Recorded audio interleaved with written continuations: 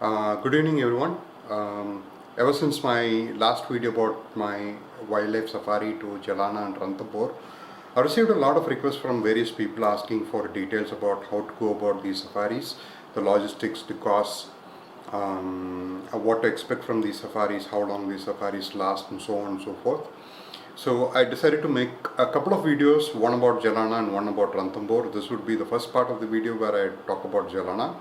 So let's get started. So, if one were to go to Jhalana Leopard Reserve, first they have to reach Jaipur city in Rajasthan, and Jaipur is connected to the rest of India by flights, by rails, and by road very well. So getting to Jaipur should not be a problem. And once you reach Jaipur, Jhalana Leopard Reserve is just at the outskirts of the city, which was very surprising to me. In fact, Jhalana Leopard Reserve is just at the edge of an industrial estate in Jaipur. So, which was quite surprising to me, which I have not seen in any other reserve, a wildlife reserve in India. So this is something quite surprising. And second thing about Jhalana Leopard Reserve is that it's a leopard reserve with a lot of leopards. Short 20 square kilometer area, we have about 30 odd leopards, which is a very high density of leopards. And once you get on a safari in Jhalana, you're very likely to see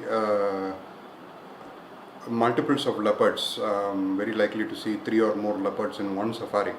So that's how rich the park is.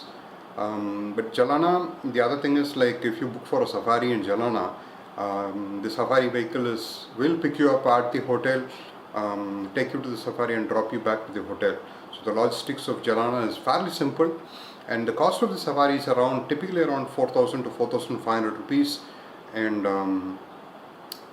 the safari vehicle itself can hold up to 6 people, and if you are traveling as a group, the per person charges will come down drastically. And if you are traveling as a family of 2 to 4 people, then you will have to take the entire safari vehicle if you want to have the safari vehicle for yourself. So apart from the leopards in Jhalana Leopard Reserve, we have like chances for other mammals like the nilgai, the spotted deer, the sambar deer, Indian hare, lots of birds like the crested bunting, the white-browed fantail, painted sparfall. So a lot of very interesting animals and birds you get to see apart from the leopards. And the best places to see the leopards would be the ponds inside these parks, because the ponds are replenished by the forest department using trucks. So even in the peak of the summers, when all the other water sources are dried up, the ponds are still holds water, and these animals, typically leopards, visit these ponds to take a sip of water before they start their day. And leopards, as you know, are nocturnal mammals, so they rest during the day, and then they resume their activities during the evening. So the evening safaris are relatively better when compared to the morning safaris for leopard sightings. That's not to say that in the morning safaris we don't have sightings, we do, but then the frequency on the action kind of imagery we get to see in the evenings.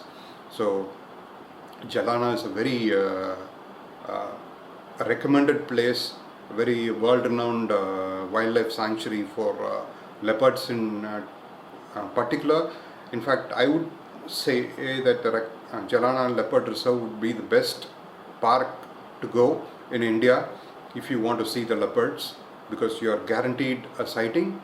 And the best time of the year to go and visit Jhalana would be the summers, because the water sources in the park would be concentrated to a few locations, and these mammals should visit these watering holes at some point of the day.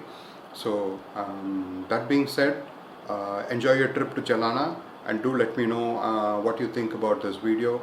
Would you like to see a lot of these videos? So please like, share and subscribe to this channel, and